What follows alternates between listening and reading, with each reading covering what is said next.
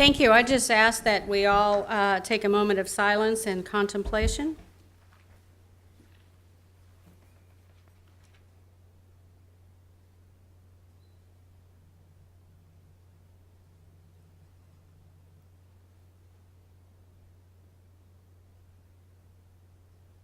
Thank you. I pledge allegiance to the flag of the United States of America and to the republic for which it stands, one nation, under God, indivisible, with liberty and justice for all.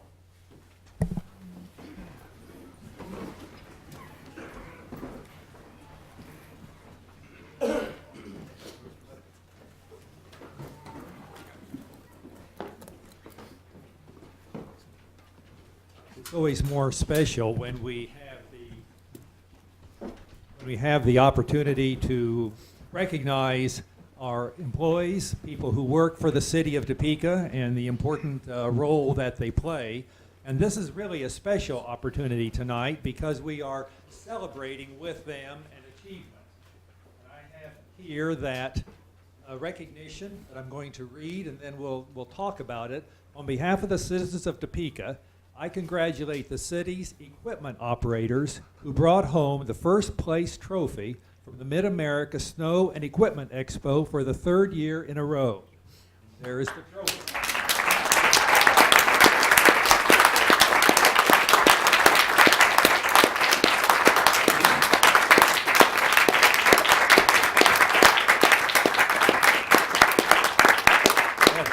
9 team members placed in the top 10 in 7 of the events, and the team's overall scores put them 7 points ahead of the second place team and 19 points in front of the third place team.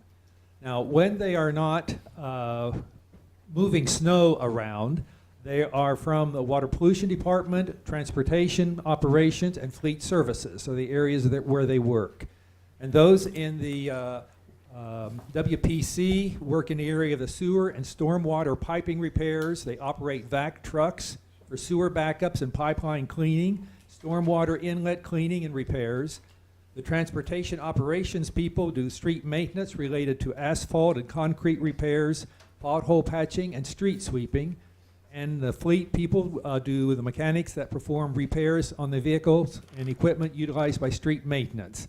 I think it's important to know what our employees do, the types of jobs they have, and also of interest that tonight the council will be voting on the water pollution control labor contract that these people might have a particular interest in. So I'm going to recognize them. And first is Jim Finchen, Alex Schell, Ron Bass, Tim Martin, Matt Fund, not here, Kevin Vandevelde, not here, Terry Lutz, not here, Richard Malloy, Tim Lears, David Fortran, Corey Overstreet. Okay. Stan King, there you are. Thank you. And now to say a few words, Jim. Just like to say thank you, and all the guys appreciate the support we get to go to this, and we have fun with the competition for each other and getting all and the other cities and stuff we get to talk to their guys, and it's a good deal. And you get to show them how it's done in Topeka, which apparently is better. Okay. Thank you all very much. We appreciate it.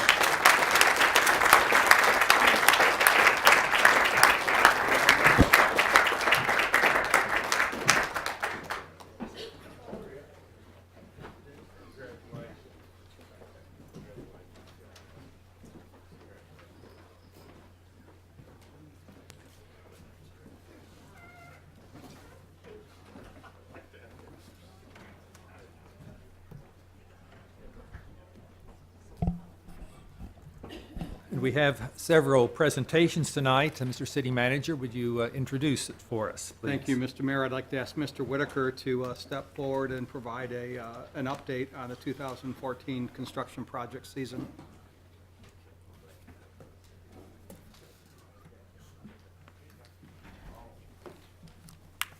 Mr. Mayor, Council, thank you. Wanted to provide an update on the projects that are going on, that have been going on throughout the 2014 construction season. I have to do two things at once here, so it may take me a while. First project I want is Southwest Gauge from 29th to 33rd Terrace. This project was reconstruction of the road. There also was water line replacement in the southbound lanes on this project. We kept 2 lanes open at all times. This project was made in late November. Where we're at right now, there's some final concrete work to be done over there this week, and then with the temperatures supposed to go into the 50s this weekend, they are going to do the final lift of asphalt Saturday and Sunday is what we're doing, because the window was supposed to have been Monday, but we're seeing it's moved back up into Saturday and Sunday, so that's the goal, and that's where they're headed on this project this week. Next one was Southeast 21st Street, Golden to Carnahan. This one was where the street was actually reconstructed last year. This year we added the storm sewers and the curbs and gutters along there, and then also sidewalks. This project is complete. There's just the final cleanup. No, that's fine. I know that was a very important project to you, and we're glad. And it's been wrapped up. This one was a challenge just a little bit. We were trying to work with, the Wittenberg Bridge that goes over KTA, and they said that bridge would be done by the end of July, and as we all know, that didn't happen. So then we had to regroup and figure out how we could do the detours and still do this project this year. And so we figured out, basically, we shut down the traffic during the day and then opened it back up at, I think it was closed from like 8 to 5 or something like that during the daytime. So this project has wrapped up. There's some cleaning, and like that grading around the sidewalks. North Topeka, this was the residential area, local area. There we were doing sidewalk ramps, and sidewalks were completed this month in 3 locations. There were about 16 inlets that were put in up there. And the mill and overlay we're going to do with phase 2 next year and wrap that up there. So the roads are totally wide open. There are no cones or anything up there like in winterized or like that. The roads are as they are right now, and there was no milling done at this point. We will do that in the spring to tie it in with everything next year with phase 2. Next one is in the High Crest area. We actually had 2 separate projects going on there. This would be, let's see, this is the mill and overlay, and so this is east of Adams and south of 29th. And we completed all of that mill and overlay on our 70-degree day last week, except for one little cul-de-sac that had a water main break in it, and we couldn't do it. So there is a phase 2 to this project, so we will come back next spring and do that cul-de-sac when we start everything back up for the next phase next year in the next construction season. Also, we had sidewalks. There were sidewalks under the SORT program in High Crest. These were west of Adams and south of 29th. There were 2 separate projects. Primarily, the one section contract is totally complete except for just punch list items and like that. The other one is about 70% complete. They will work as long as they can until if the weather shuts them down. We have a phase 3 of sidewalks coming in next spring. We'll tie that together with that. But when they shut down for the summer, or for the winter, excuse me, it will, wherever they end, there will be no excavation or anything like that. It will just stop with the grass as is, and there would be not any holes or anything like that throughout the winter time. Bridges. We had 2 major bridge replacements this week. Probably most of you are familiar with the 10th and 5th Road Bridge, because obviously 10th was closed for a period of time. Just to let you know, we started late in the year on that one. The reason there was we were trying to work with the one business, the golf and putt-putt and driving range and like that. Their very busy time is the spring, early summer, so we delayed starting the project till it was after basically their time, because basically we would have shut down any business into their area. They did express appreciation for that, and then and this one was completed on time and on budget. Additionally, we also, and I don't think I've got, no, we don't, we'll go back. The other bridge that's being worked on is Southwest 49th Street. It's down just west of Topeka Boulevard. It's down in an area where, again, it was a structurally insufficient bridge. It was load rated, et cetera, and there's a lot of truck traffic down in there with the potential for a lot more truck traffic.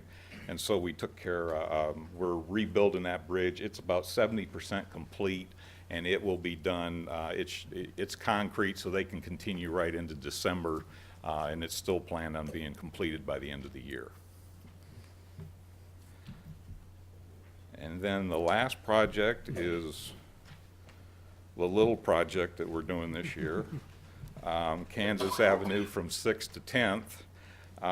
Kind of, I'll give Susie credit, she put this together, and then we realized that we actually got the same corner where you all were breaking the concrete, and if you look, it's the same corner where there's actually some work that's, you know, completed. So we've got it kind of where what it was when it started last, actually June 1st is actually when we started this project. And this is what we have, you know, with the sidewalks there, the crosswalks going in there at the intersection. That would be 7th and Kansas Avenue. This project, we will totally get the project winterized by next Wednesday, so that when I say winterized, closed down, everything opened back up for the Christmas holiday season.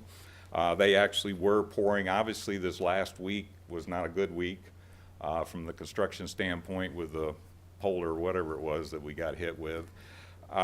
We are finishing curb and gutter and the parking on 7th Street this week. They got all the sidewalks in. They did pour concrete today. Then they will cap some of the areas where we have holes and like that with temporary caps, just to close up any openings, holes, anything in the sidewalks or in the roads, the water line, et cetera, for the, you know, for the winter. And then we would pick back up in the spring. When we would pick up in the spring, we really will measure based on how the weather goes. If we can start early, we'll start early. If we can proceed, if not, we would be getting probably cranked up basically in March. Basically, just some major things that were accomplished this year in this project, where the water line has been installed all 4 blocks, and the services to all of the buildings down there have been installed on the east and west side in the 7, 8, and 900 blocks.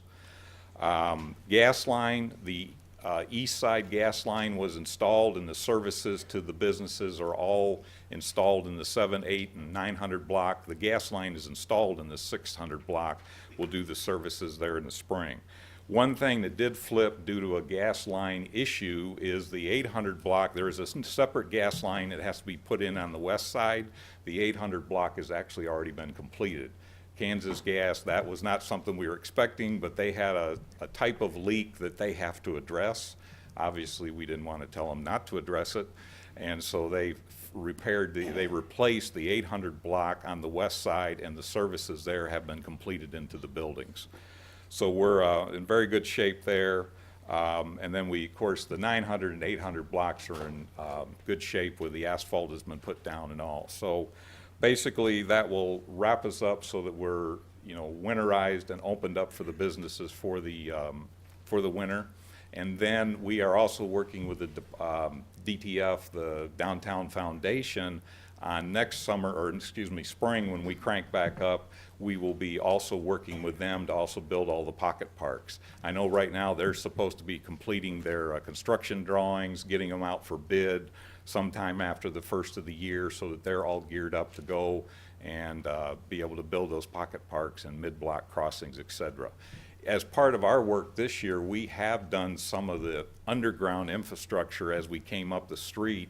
We did put in for the, you know, so we're not gonna go back and tear concrete up that we just, you know, put in. But basically, we've been working with them as we work up the street. So that wraps up the projects. I can take, I guess I was supposed to kick this. There's a couple more pictures. Down there, it's the pavers, you can see there, some of the pavers have been done, especially in the 800 and 900 block, the pattern there. And then the open areas that you see out there, either if they're small rectangles, they would be the planters, that obviously we would do the landscaping next year. The bigger areas that might be, that are towards the intersections, those would be where a pocket park is going, and so of course we would not fill all that in, it'll just remain as is, and then the pocket park would fill in that area next spring. And that completes it. I can stand for any questions. Very good, thank you. And the usual construction season lasts until, without a polar vortex, until what, almost to December, doesn't it? Sometimes 1st of December, yes. Yeah. The asphalt plants, just so that you know, normally if you got the cold weather, the asphalt plants would close down. They obviously close down for the cold weather, but no, they've all got work right now, we're being told, and so they will fire them back up to make asphalt. In fact, we got asphalt today for out on Gage. Good, thank you. Other questions on the issue? Yeah, Mr. Manspeaker. Thank you, Mr. Mayor. I hopefully was paying attention. Did you say why the downtown project took longer than expected? As far as this year? Yeah. Basically, a lot of it was the underground work that we had, and then, of course, we had to flip over, and the 800 block with Kansas Gas was not expected. You know, that was a leak that was discovered while they were changing out. We still did quite a bit of work, and then also, we really didn't get started till June 1st. So we've been there about 5.5 months. And so are contractors bound to reach some completion date, or is there? On this one, we split it up. Basically, on this one is we were to get as much work done as we could this year. The goal was to get all the way through the 600 block, but then they had to wrap up for the Christmas holidays, and then we would pick up. The actual termination date on this contract is next, I believe, first part of November is actually when the days would close out on this construction contract. Okay. Do you, and I don't know enough about this stuff, but to be dangerous, do you worry about the product that we get when the temperature drops and we're now pouring concrete when it's cold? I know I had some concrete poured at my house one time and it was a little cold and didn't ever quite cure right. We're Do we worry monitoring about that? Yes, I mean, we have to watch it. Asphalt, so you know, we can lay the base list of asphalt down in the 30-degree temperature range. The top cap, the final 2 inches, we don't do under 50. That's why I was saying we're gonna have to do gauge this weekend. Concrete-wise, as long as the water's not gonna freeze. The other is, if you've ever noticed, there's blankets. We actually, because it was so cold, we actually blanketed the sub-base last week down the 700 block of Kansas to try to at least keep the frost out of the ground, and then so you could pour the concrete on it. But yeah, if they pour concrete in a lower temperature, you're gonna throw blankets on top of it, and they're a regular concrete blanket. Okay, So, thank you. And I heard that if we have an early start next year, it will go much faster. I mean, next season, it will be supposedly easily done by November, even possibly into October, not to. yes, I don't Gotta wanna get hopes commit, up, because but yeah, I know, we we'll get don't a wanna get- typhoon or something, but. Yeah, if we could have rain all summer, 30 inches of rain Yeah, in something July. like that. Right. But the hard underground work, which was all the water lines and the water line services to all the buildings, and, you know, the gas is completed on one side and really so we're 25% finished with the gas on the west side already because they had to replace the 800 block. So we're ahead on you know, those Yeah. items. Thank you. Elisa? Thank you, Mayor. I just wanted to commend you, Doug, because before I was elected to office, I was working with a lot of the people downtown, and there was a lot of concern with regards to communication from the city with regards to the process, how mishaps, which are going to happen, were going to be handled. And not only that we see challenges occurring downtown that were being addressed in collaboration with the merchants, but also even within my district, there were certain challenges that were happening, And I was able to just pick up the phone and say, we're having a question with regards to an issue, and we had immediate response. I mean, immediate response to every single challenge that we faced, which comes a very long way. And I think that it's worthy for us to say, a year ago, we were having a conversation with regards to how our roads were being handled, how people were concerned that when we were blocking roads, there was no way for people to pass, and they felt that there was a lot of lack of efficiency. And this year, we have a very different story. So I just want to say thank you to the whole city staff that has been instrumental in this process. Thank you. And I thank you for bringing that up, for mentioning that. And I think for those merchants downtown, they have had certainly a difficult season. And I think for speaking certainly from this office and yours, we are amazed that there haven't been more difficult situations. And it has gone as smoothly as it can under the circumstances. So it's certainly kudos to all the people that have been involved with it. Other questions or comments? Thank you very much. Mr. City Manager, we have another presentation. Thank you, Mr. Mayor. And I am a little concerned about that typhoon that we might get. It's, I'd like to ask Mr. Kaufman and Nikki Lee to come forward and provide a third quarter financial report and year-end projections.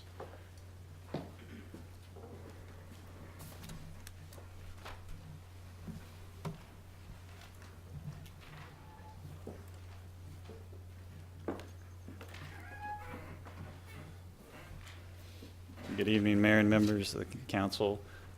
Today we're here to present the third quarter projections, which is, you can actually find online this report, and it covers the months of January 1st through September for 2014. Including on that, we went through and we did year-end projections for all the budgeted funds for the city. Tonight we wanted to highlight 4 of those for you all.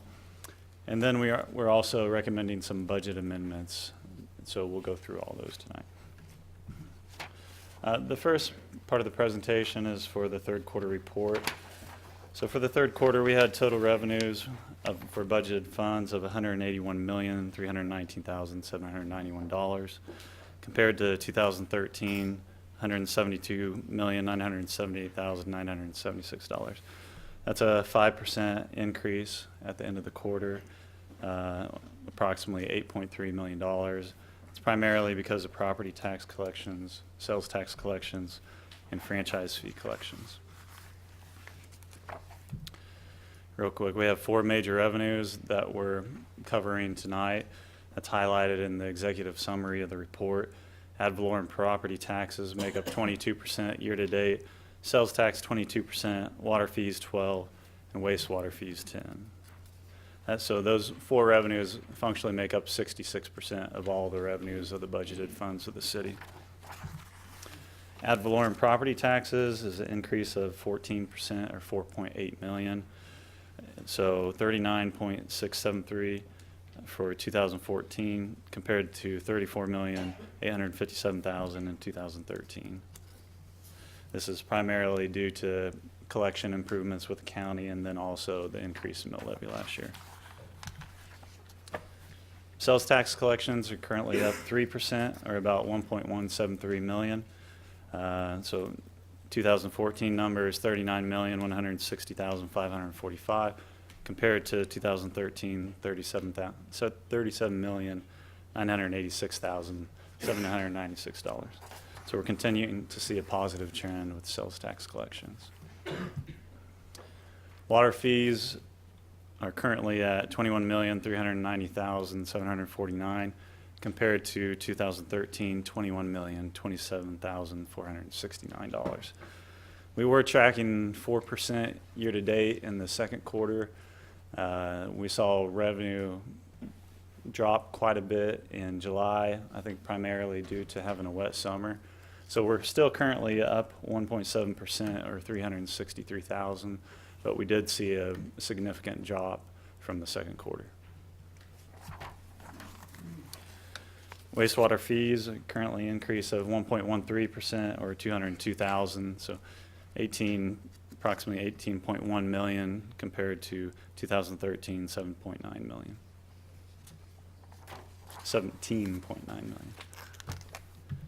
Total expenditures for budgeted funds through the third quarter is a 3% increase. Year-to-date are about 4.2 million. 2014 expenditures of $161,834,904 compared to 2013 of $157,635,607. We have 5 main categories of expenditures. Personnel is the highest at 37%, followed by contractuals at 31%, commodities at 6%, other payments, which include debt service payments, at 25%, and then capital outlay at 1%. Personnel year-to-date is an increase of 4%, or 2.3 million, so about 59.9 million for 2014 compared to 2013 of 57.6 million. Contractuals year-to-date have seen about a 1% decrease. I'd say this is primarily due to the decrease in park and rec payment. So for 2014 year-to-date is 51,454,000 compared to 2013 of 52,177,000. Commodities, we've seen a 5% increase year-to-date, or about 485,000. So for 2014, that was about 9.5 million year-to-date compared to 2013 of 9 million.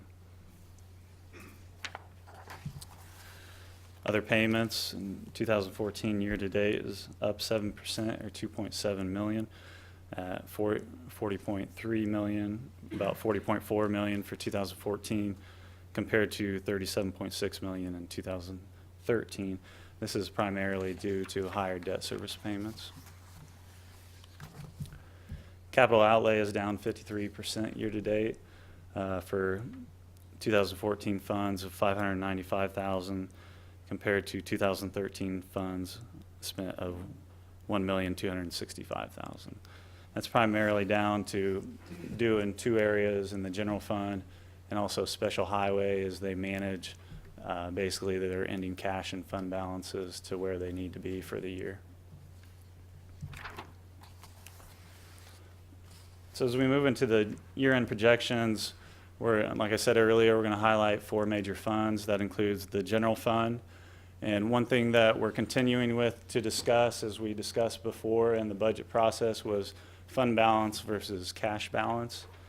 And then also in the utilities, we want to discuss what's previous used was net position versus the cash balance. And by cash balance, we mean anything that's unencumbered or unrestricted in any way is what we're showing as a beginning and ending cash balance.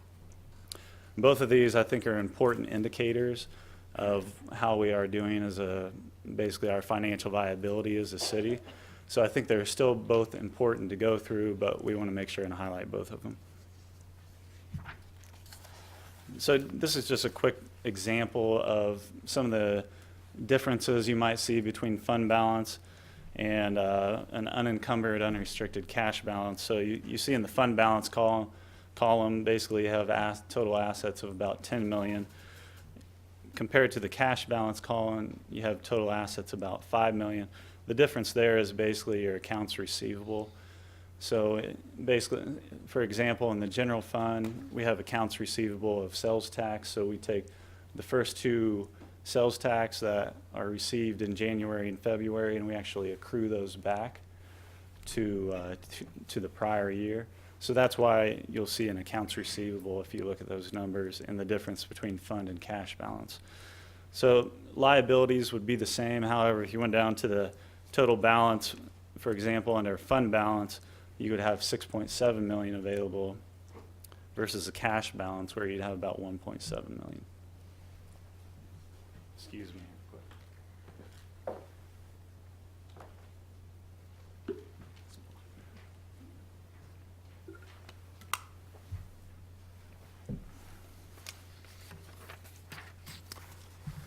So the first fund we wanted to highlight was the general fund. As you see, we projected the beginning cash balance of about $3.6 million for the general fund, which is your unencumbered, unrestricted cash balance. Estimating total revenues of 87.3 million compared to total expenditures of 84.7 million. So we're projecting an over or an add to the general fund of roughly 6 million. So that would result in an ending cash balance of about 6.2 million. Now, if you can see at the bottom, compare that to a beginning fund balance of about 9.1 million.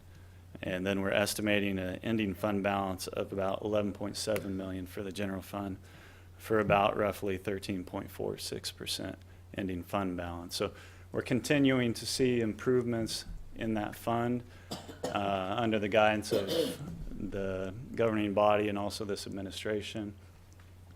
You can see on the left-hand side of the screen is kind of your indicator of cash availability. So for 2014, we're projecting we'll have about 27 days cash available at year end, which is a vast improvement over 2012 where we had a -2, and then also 2013 where we had 17 days. So we're continuing to show improvement in this fund and other funds. However, there's still opportunity to improve. GFOA recommends that you have at least 2 months reserve balance for cash balance. So that's still a laudable goal. However, we're getting close to the 15% goal.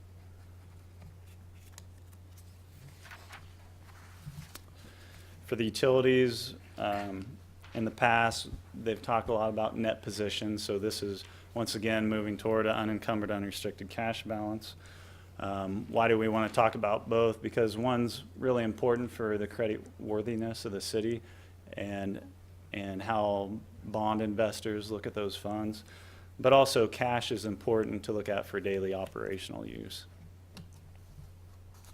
So just real quick, I want to go through kind of the differences between net position and then maybe compare that to how it compares to an individual's net worth.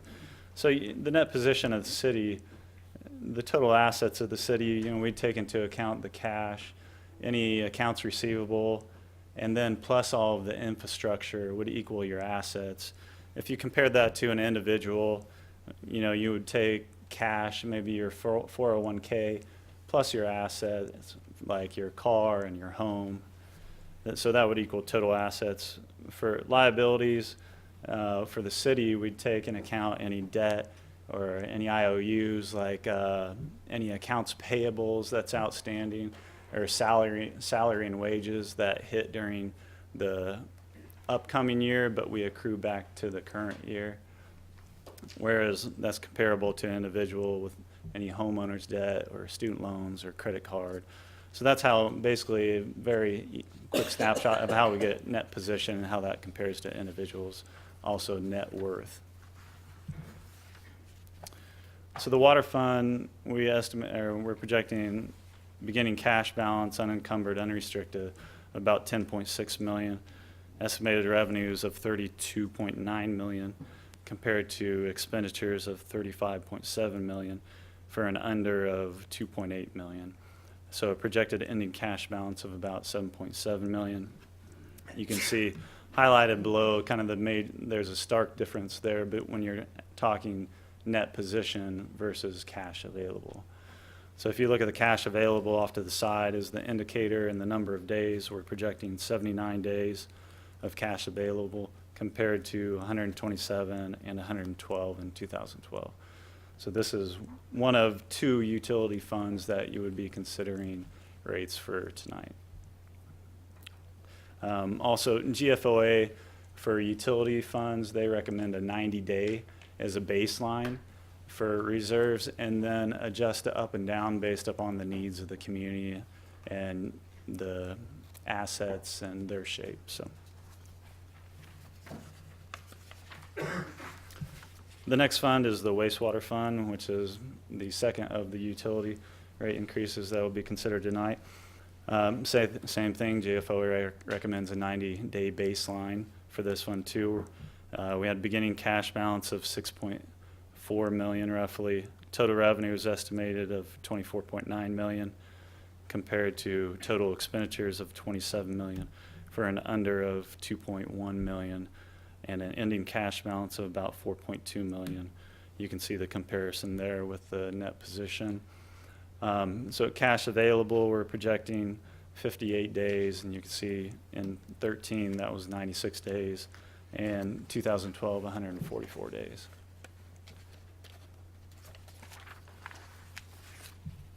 The third fund we wanted to highlight for the utility side was the stormwater fund. We're projecting $6.8 million in cash with total revenues of $6.2 million, total expenditures of $8.7 million for an under of roughly $2.5 million for a projected ending cash balance of $4.4 million. The cash available, we're estimating 185 days compared to 2013, 482 days. In 2012, 388 days. And this is a little bit different from the other utility funds, as the capital intensity is not as much as the water and wastewater. You don't issue bonds as much in this fund. So there's more cash financing projects. So you might see that cash availability go up and down based on the funding of projects.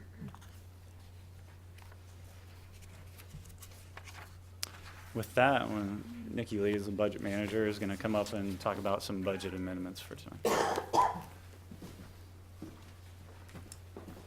Good evening. So I wanted to start out reminding everybody the process of a budget amendment, since it's something you only really consider once a year. I thought it'd be very good to remind you why we're doing it, when we're doing it. A budget amendment is necessary when the city needs to increase the original budgeted expenditure authority or when a fund was created outside of the budgeting process. And a state statute in Kansas allows for the governing body to increase the original budget authority as long as it's financed with maybe what was previously unbudgeted revenue or by using a cash balance that's available. And just as a reminder, you all do set the budget and consider the budget about 5 months before that year begins. So it's pretty common there might be something unforeseen that you didn't know about at the time that you originally set the budget. So the process to amend a budget is that first there needs to be a notice of a public hearing, which is what you're considering tonight, to amend the budget. That needs to be published in the paper. And then just like when you adopt the budget, there needs to be a public hearing before the actual budget adoption. So the dates that you're going to see before you are November 18th, that's tonight. We're going to be asking you to authorize the notice of public hearing, which would be in the newspaper November 24th, and then the actual public hearing and budget amendment on December 9th. So there's more information in the agenda packet, but wanted to give you a quick overview of each of the budget amendments that we're proposing tonight. First of all, the amendment is requested for the transient guest tax fund, and the authority that we're requesting would increase the originally budgeted expenditure to allow for the transfer of the balance that's been built up for the Sunflower Soccer Stadium to a capital project to be sent on those project costs. So it's kind of a technicality. Originally, when the budget was set, I don't think it was known how that money was going to actually be spent. The revenue is there. It's sitting in the fund designated for this project, but we need an official amendment to be able to move those funds to be spent on the project. The Employee Separation Fund, this is one fund that you also did an amendment for last year. The reason for that is that this is a new fund. Bonds were authorized to create this fund in September of 2013. So of course that's after the 2014 budget was adopted. And this fund is to be used to pay for the outstanding balance of vacation, sick leave, and compensation for retirees or for separations or layoffs for employees. And really projections were made on some upcoming retirements and a lot of big payments that were projected to be happening in the city. So this fund was created last year. So the expenditure authority that we're requesting is for pretty much what's been spent year to date, plus what we project to be spending through the rest of the year. The Historic Asset Tourism Fund, this fund provides for acquisition, rehab, and preservation of historic landmarks or historic resources within the city that facilitate tourism. The revenue is from the Transient Guest Tax Fund. And the way that we set the expenditure authority for this fund is we pretty much talk with the Transient Guest Tax Committee about how much they plan to grant out that year to organizations throughout the city to use these funds. And what ended up happening is that instead of granting out the money in 2013 and in 2014, the committee decided to grant out both year allocations in the 2014 process. So the revenue was sitting there in the balance since it wasn't actually spent in 13. So we need to formally request to be able to expend all of those in 2014. The countywide half-cent sales tax, as you know, this fund provides for economic development and countywide infrastructure projects. Each year with this fund, we should be budgeting that the full revenue of the fund also be expended to that same amount, because really what happens in this fund is we get the funds and then we transfer it right back out to JADO to administer. And when the 2014 budget was set, it was simply under budgeted. I think at the time it just wasn't known maybe or understood how exactly the funds would be expended. So we just need to correct this budget to the same amount as the revenue that we expect to get in by the end of the year. And finally, the tax increment financing fund. This fund is established to monitor the amount of property and sales tax received on behalf of a tax increment financing district. We have 2 TIFs in the city. We have Eastgate and College Hill. And the amount that was set originally for 2014 was less than the debt service that we're paying on the College Hill district. So we need to ask for an amendment to be able to pay that full amount.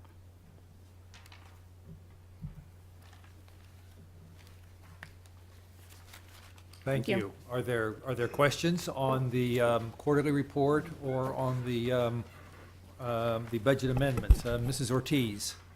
I have one for Nikki. Nikki? Mr. Mayor, thank you, Mr. Mayor. Nikki, you just mentioned College Hill and Eastgate. Yes. What was Eastgate? Eastgate, are you all familiar with where that's located? Well, I want to make sure, is it in East Topeka? No, it is, I don't know See- the official boundaries. See, I'm thinking, that's why I'm asking, because I think you're referring to Yeah. something else. Well, I think it's called that, but I think it's not Eastgate Shopping Center. Eastgate Townhomes. Is that what we're talking about? No, I don't think, I Okay. think before I've asked this question, it was, We can follow up with you. I'm sorry, I didn't get that information since the budget amendment is mostly focused on the College Hill projects for you.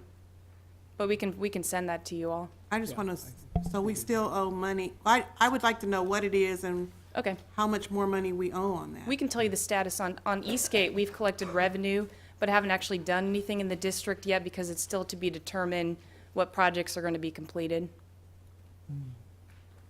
See, I'm really wondering about this. Because Eastgate hasn't had anything done in years. yeah. And that's almost privately owned, if I'm not mistaken. So if we could get that information to me, City Yeah, Manager, I'd right. appreciate it. Other questions, comments? Mrs. Hiller?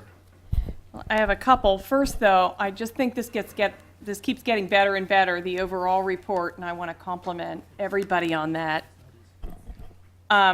I had a question about the budget, the contractual item. I think, Brandon, that was your part. Well, I don't know. In the budget report where we talked about contractual, my question was whether that includes when we actually purchase services from department to department. It was like $50 million in your slides.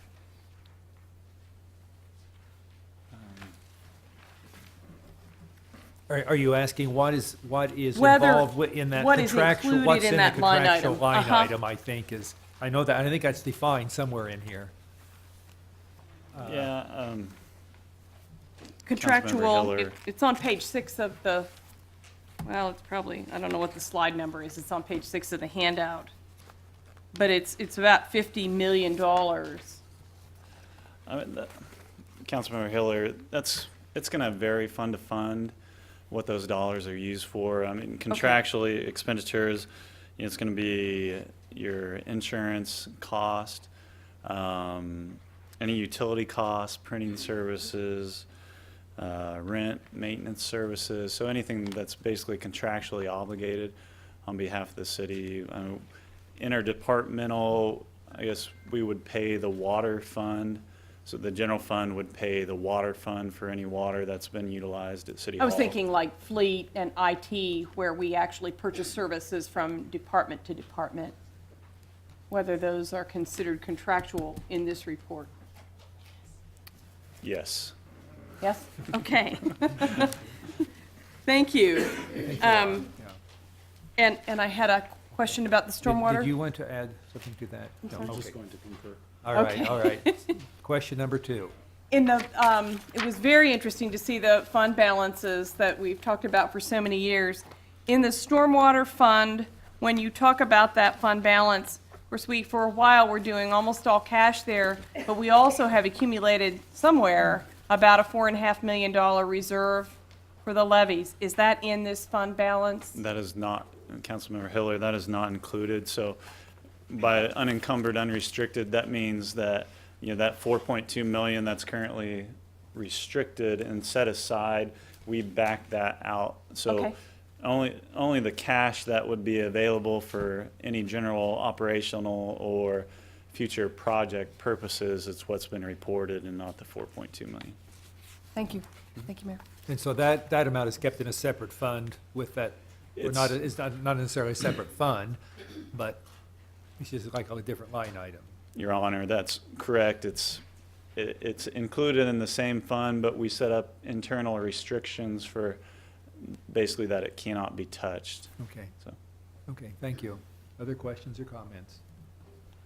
Thank you, appreciate it, and like to have you bring good news. We appreciate when the ending balance is improving and expenditures are less than income. thank you. That completes the presentations. We will proceed with the roll call. Mayor Wolgast, Here. council members Hiller, Here? Brown, Here. Ortiz, Everhart, De La Isla, Here. Manspeaker, Here. Schwartz, Schmidt, and Harmon. We do have a deletion from the agenda, Mr. City Manager. Thank you, Your Honor. I would like to pull item 5C, which is the Ordinance Land Use and Growth Management Plan 2040. I do want to comment in doing so that this really is not a reflection on the very good work done by the Planning Department under the leadership of Mr. Fyander and also the Planning Commission. There was a request that was made late yesterday by the chairman of the County Board of Commissioners requesting that they might appreciate having some more time to answer some questions of some of the people that lived in the county, not in the city, that would be potentially impacted by this. We feel that upon receiving those answers, most people will feel more comfortable with this than maybe they've been led to do so at this particular moment. So we have agreed to do that, and I'm asking to defer that item this evening at this time. Okay, thank you. Council members, if there is no objection, we will proceed to defer, or we'll be pulling it from the We're agenda tonight. going to pull it until, and then we will come back with a Yes, specific we'll date. pull it from the agenda, remove it from the agenda tonight, and then reschedule it at another council meeting. Sure. Thank And there are no other additions or deletions. And council, well, we do have one short executive session at the conclusion of the meeting. And we will proceed with the consent agenda. A is approval of a tort claim appeal submitted by AT&T seeking compensation in the amount of $26,433.41 for damage to a fiber optic cable. B is denial of a tort claim submitted by Bonita Johnson seeking damages allegedly incurred in connection with the demolition of the claimant's house. C is minutes of the regular meeting of October 21, 2014, and there are no applications. Thank you. Council, you have heard the consent agenda. At your pleasure, Mr. Elisla. He moves to approve. Mr. Brown seconds. Is there discussion? All those in favor vote yes, opposed vote no.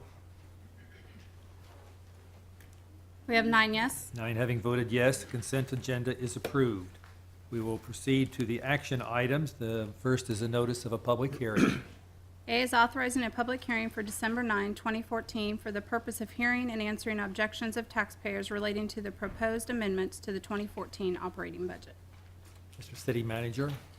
Thank you very much. I'd like to ask Mr. Gerber to present this item and answer any questions.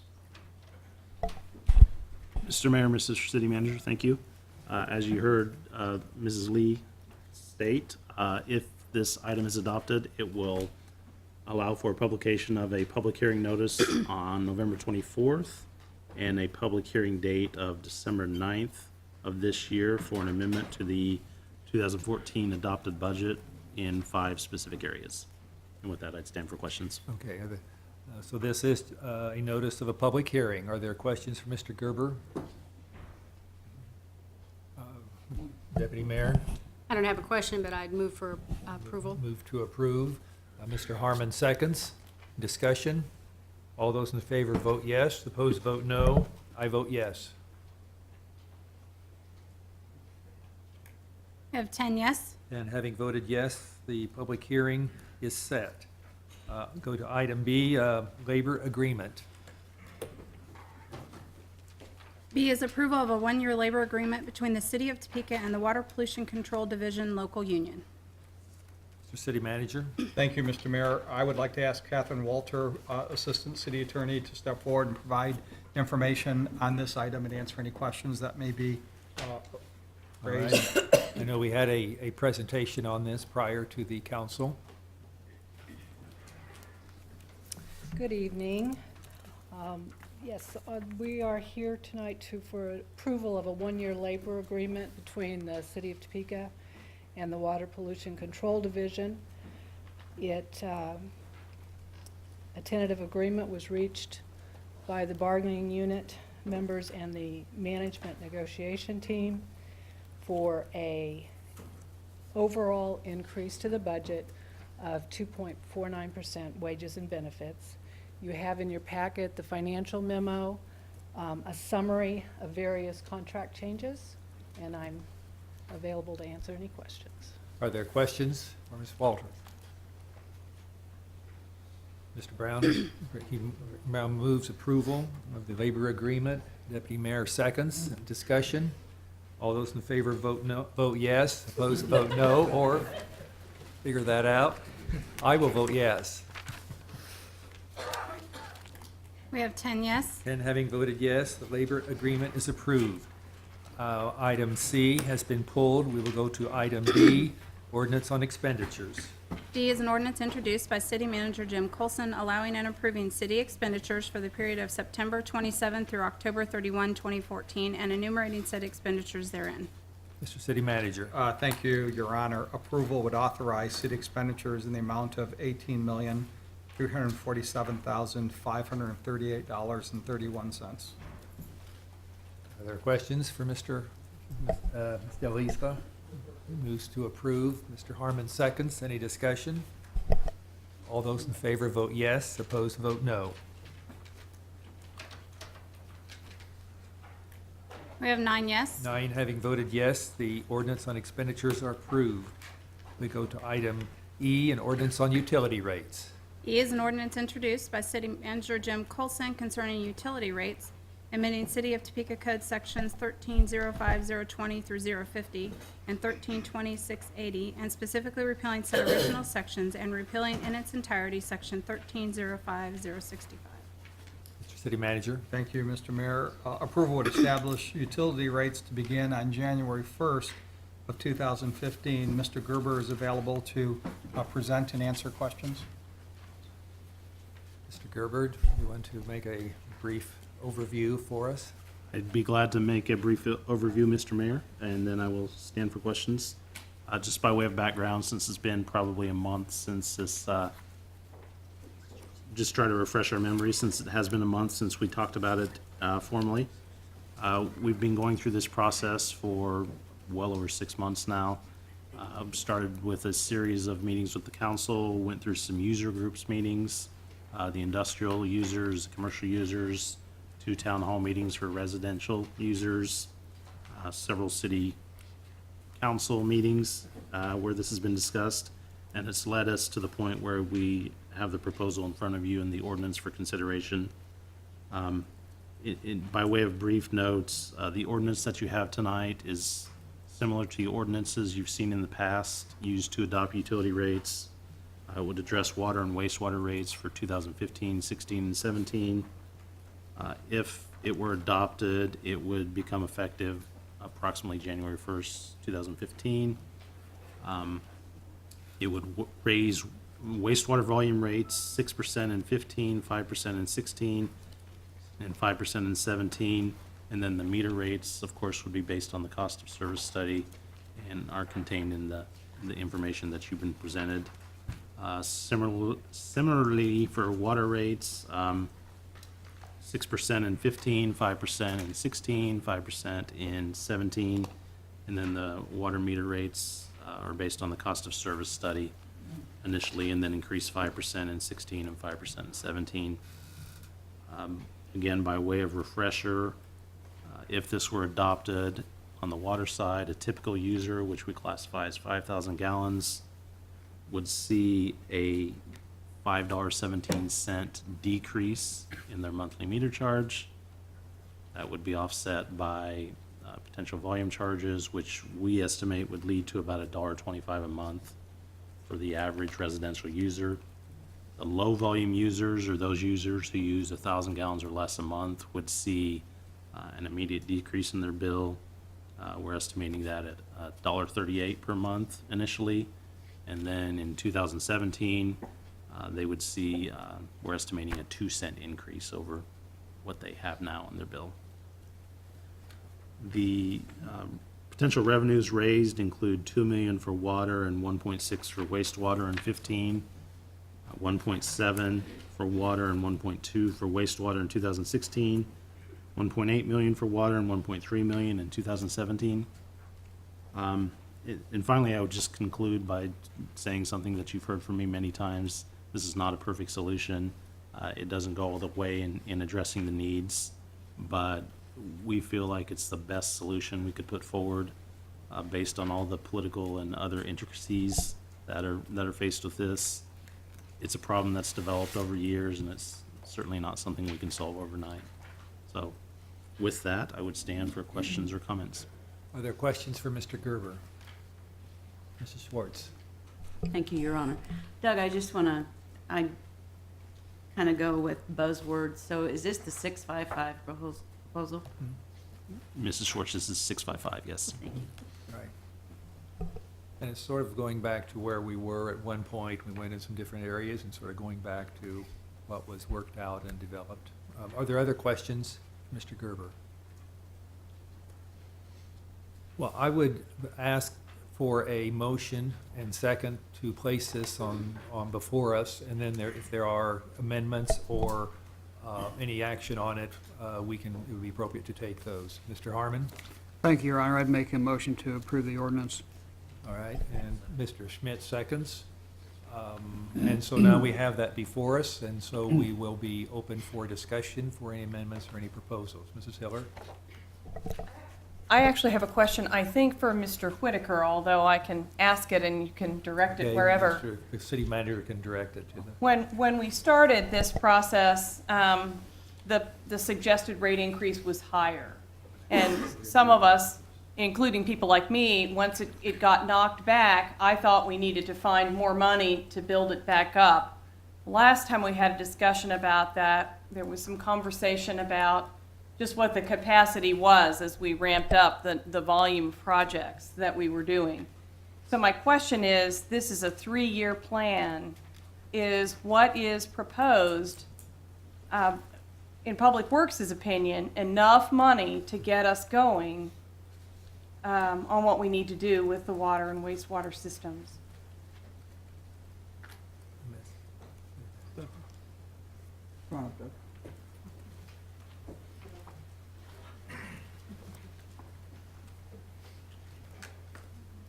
With your permission, Mr. Yes, Mayor. Mr. Whitaker. Mr. Mayor, Councilmember Hiller, yes, this will give us some funding to get started. Yes, I mean, sure that in the original proposals, as we looked at it with the cost of service study, we could obviously utilize more funds. We have lots of, water mains to maintain and et cetera. But yes, this gives us funds that we can enter into some of those projects and move forward on addressing those, issues within the, water main breaks, et cetera. So you're satisfied at this point that this is a good start and we don't need to go back to the drawing board to put more money into this plan at this point? I'd always like more money, but yes. Great. Yes. All right, Yes. because I wanted to do that if you needed it. Thank you very much. Yes. Thank you. Mr. Brown? Yes, Mr. Mayor, at this time, I'd like to introduce a substitute motion. I think the council's familiar with it. It's in your packet. Okay, all right. I think you have that in front, a copy of that in front of you. And actually, it would be a substitute ordinance, a substitute for the ordinance before us. Okay, you want to, we all have it there, if you want to speak to that. Basically, it's a slight adjustment on the proposal that the city financial staff put forth, which would slightly lower the residential rates along with a slight increase to the commercial industrial rates. All right. I know you talked about this at a previous meeting, and so we have an ordinance where it puts it into practice. So you're moving this as a substitute I am. for the ordinance before us. Second. Okay, it's been moved and seconded, and so now we're open for discussion on the proposed substitute ordinance. Ms. Schwartz. Thank you, Your Honor. I guess one quick question, and then I have a couple other questions, is what does this do to the 655? Okay. Well, it slightly alters the 655. I don't have my sheet in front of me that had the percentages on it, but it basically lowered the residential from 6 and down to the 5 range, and slightly raised industrial and commercial from 6 to about 6 and 6.5. And Mr. Gerber, were you want to comment on that also? I know you worked on these figures, so. Yeah, as Councilman Brown indicates, it does, on the water side, alter the residential rate slightly downward and the commercial and industrial rate slightly upwards. And then the net result in 2017 is that we become 3 rate classes as well. That was also part of the intent of Mr. Brown's proposal. On the wastewater side, there's no difference. Okay, and if I can follow that up, I know we have the institutional Frito-Lay, Goodyear, Hill's Pet, Nutrition's, Reese's, Big Heart Pet Brands, and BNSF Breway. Have we figured out the impact that if we changed it from this to what the impact would be on those payers? Well, I can't speak to the individual payers, perhaps staff can. We ran through these scenarios several council meetings ago. I did bring copies of what we went through before, so I can, in case on the off chance we got into this, I wanted to have those prepared for you. It's difficult to speak to individual users without knowing their volume consumption, but the sheet I'm passing around gives you an idea of how it might impact users in those categories. So for example, I think what I have on here actually reflects a very high volume user, a 30 million gallon a month user, for example, so that'd be probably our highest volume user. Now, excuse me, and now we're just getting those sheets, and you are down at the bottom. Yes, Bottom left column. Yes, Mr. Correct? Mayor, down at the very bottom left column, under industrial, you see the current rate for the volume charge is $2.25 per 1,000 gallons. Then the meter charge is a combination of meter charges, because as we've discussed before, most of our larger volume users have multiple meters and multiple meter sizes. So if you try to tie that $1.95 back to any sort of meter sheet we've given you, it won't tie back exactly because it's a combination. So it's meant to be illustrative. Moving into 2015, the rate under the city proposal would be $2.39 per 1,000 gallons. The rate under the Mr. Brown's proposal would be $2.40, so that'd be a penny per 1,000 gallons. So that math works out to $300 a month difference. And then moving ahead to 2017, for example, the city proposal was $2.64 per 1,000 gallons. Mr. Brown proposes $2.70 per 1,000 gallons, and that leads to a difference there of almost $2,000, $1,800 And if I per could month. If I could follow up. I'm going to vote against this because I think these employer at least 7,000 employees, and if we lose any one of these due to the fact that we have increased rates on them. I know the president or the CEO of Research lives in my district, and alone, just the 655 is going to be $225,000 more for him and their company. So I just think that we really need to keep the 655, which they supported. So, thank you. Mrs. Hiller? Well, I'm going to I have to make a procedural comment and then comment on this proposal. I can't ask enough that when we get handouts that they are labeled with what they are and that they have dates on them. This handout we just got has no title, no date, so it was hard to tell whether it matched the one that we got on September 23rd with no title and no date. And I just beg of you to do that with all of our handouts. A concern that I had, I did not know this was coming back, and a concern that I had in the September proposal, and it did not get mentioned in the presentation just now, was that this proposal radically raises the multifamily rate. And I had asked for modeling on that and then finally decided that it wasn't coming forward, but it's not in the breakout. It goes residential, industrial, commercial, and there's no display of what that does to the multifamily rates. I did get, finally this morning, a modeling on the city's proposal for that. And in that case, because those are residential rates for people in multifamily housing, that scales pretty similarly to what Mr. Gerber described on the single-family residential rates, which was a comfort to me. I just needed to see how it goes. This would, I'm not opposed to looking at the multifamily rates. We learned in just asking questions about it that the multifamily is scrambled into commercial a little bit. So over this 3-year time, staff can be doing some looking into getting that straightened out too. But I'm really uncomfortable with doing anything that would have to do with the multifamily rate without knowing exactly how it's configured. And I appreciate all of your work on it, but I won't be able to support it this evening. My comment is I similarly acknowledge your work and background. I know how much time and effort you've put into this and putting it together. And I go back to the work that the city has been doing for the last, 3 and 4 months, and meeting with the user groups and some very involved meetings. And we are really substantially increasing the industrial rates and somewhat also the commercial rates. And that came out of both a study that was something that needed to be done by the city. But I think at the same time, we're actually lowering rates for the minimal user. And so we're getting two things here, and this is one of those areas that we can debate for months, weeks, years. We already have somewhat.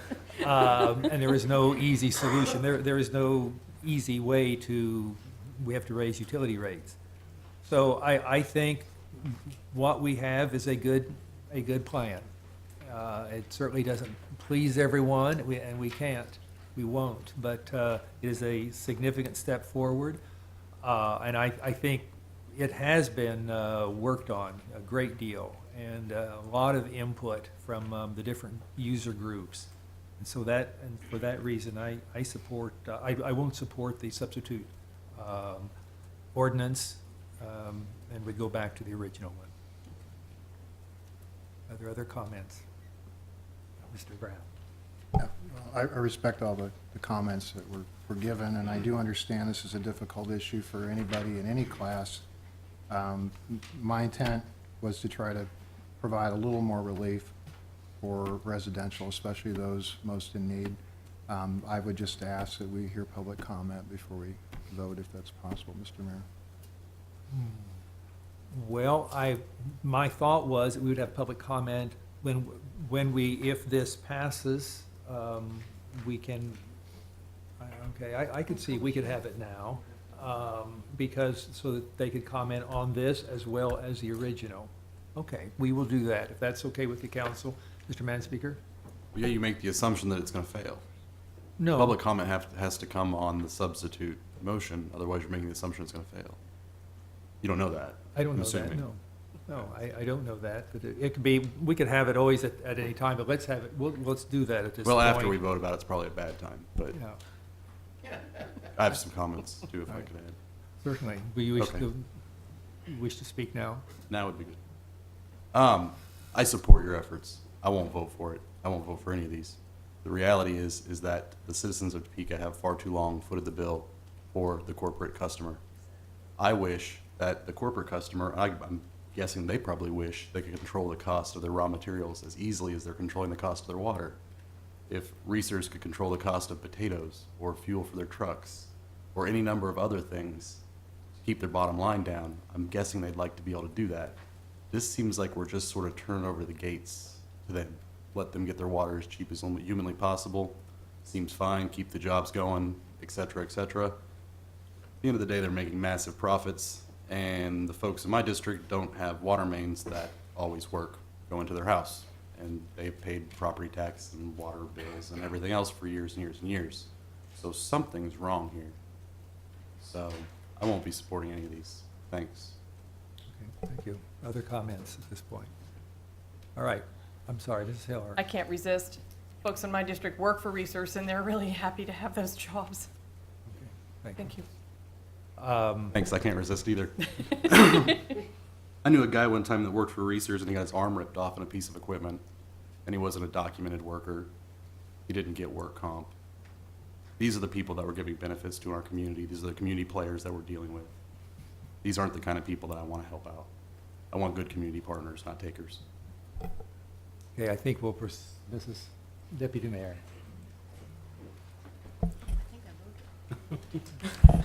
Sorry about that. Reaching for my microphone. I think this has been a little confusing. It makes it sound like to the public that we're raising residential and decreasing industrial.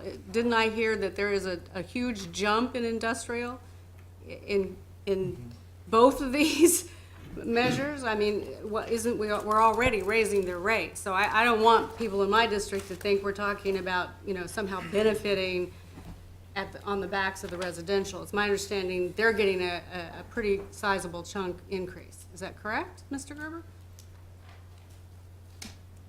Mrs. Everhart, to speak in broad generalities. Yes. Which is what you have to do, because we can't identify individual circumstances here. A typical residential customer will see a decrease in their monthly meter charge under either scenario.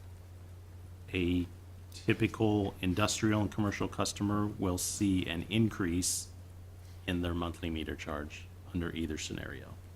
There's maybe some anomalies to that, but in general, that's what you'll see. Thank you. Yeah, and actually, and I learned there are approximately 10,000 meter users at that minimal level. Is that correct? Roughly, that would have 10,000 meter users, and that's in the city of Topeka, not outside. Mr. Mayor, that's correct. There's about 10,000 residential customers that use 1,500 gallons or less a month. What we've modeled is 1,000 gallon a month user, and that's about 7,600, I think. Okay, 7,600 then will have no increase in their water rates. In fact, a decrease. They will have a decrease. Yes. In their water rates.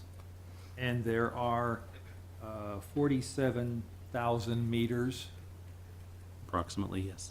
so that's 1 in 9 or so in the community, is going to receive a decrease in their water rates over this, actually, up until 2017. That's correct. And the industrial, they are, of course, they're, right now, all users at all size meters pay the same amount, $15. Mr. Mayor, that's correct. As you recall from the beginning of this process, that's one of the things we wanted to try to address. Correct. Some of the inherent fairness in the system, and I think both proposals seek to address that inequity. And that's where, for the 1 inch and below meter size, they will go from $15 to $10.84 by 17.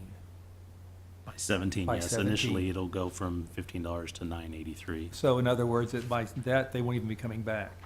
Whereas the largest users, also paying $15 right now, they will be paying, if I can $400 to $98 for, based on their meter size. So that's where there is a substantial increase for the industrial user. Is that Yes, correct? indeed, depending on the meter size. I know, Yes. and that's so in some generalities, but that's where we get the substantial increase. Correct. Ms. Zeller? I just want to clarify that multifamily is a different classification, but it is residential as well, not to Right. confuse the two. And though when you look at the line item, it says 1,500, that's 1,500 meters. We have roughly 65,000 residential units in this town, which means that there's 41,000 single-family residential, and this line that has the multifamily and 1,500 on it is 24,000 families, many of whom are low income. And the staff proposal gives them a similar slight dip that the single-family residential has. Councilman Brown's proposal substantially increases the rate for them, and many of them may have a service line that's bigger than the 1-inch line, so the base rate would go up as well, which is all good in the numbers. We've really hammered that, and I think we all wanted to protect our residents, both single-family and multifamily, and only one of the two proposals does that. Thank you. Other comments, council members? Yeah. Mr. Brown? Thank you, Mr. Mayor. I would respectfully disagree. My questions when I asked them in regards to multifamily was that would not have that impact, that it actually affected a different class, not class, but a different group of users, and was very unlikely to affect the low income. Now, if that's not true or not correct, then I'm misinformed. The other thing I wanted to mention is I commend the staff on the staff's proposal. I think it's trying to walk a razor-thin line to try to find something that most everyone can agree on.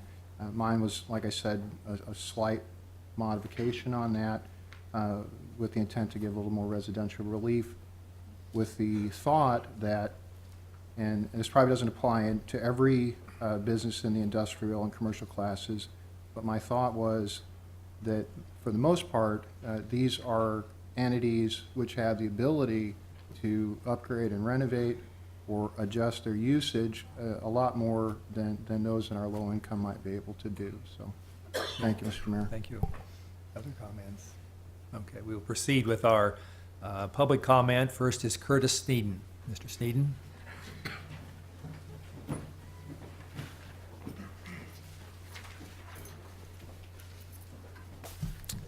Well, good evening, Mr. Mayor, ladies and gentlemen of the council. Thank you very much. My name is Curtis Sneeden, 3817 Warwick Town Road. I am the Vice President of Government Relations for the Topeka Chamber of Commerce.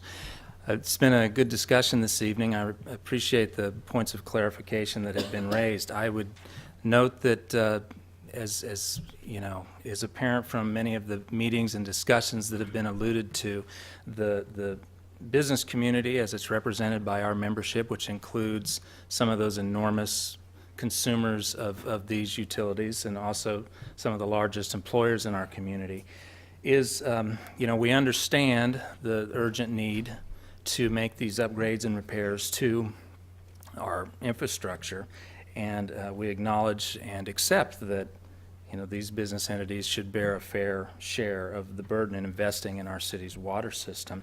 We have, are supportive of the city's proposal as it stands before you, the so-called 655 plan. I guess I would just note that while the seemingly small tweaks to some of those rates that we see in the substitute proposal seem innocuous on paper, I think if you were to hear from some of those massive consumers, they would help walk you through the math, and it would be easy to appreciate that those are actually enormous impacts on their bottom line. The 655 proposal we consider to be a fair and reasonable approach, so I would urge you to support the city's plan that's before you. Thank you. The second speaker is Teresa Miller.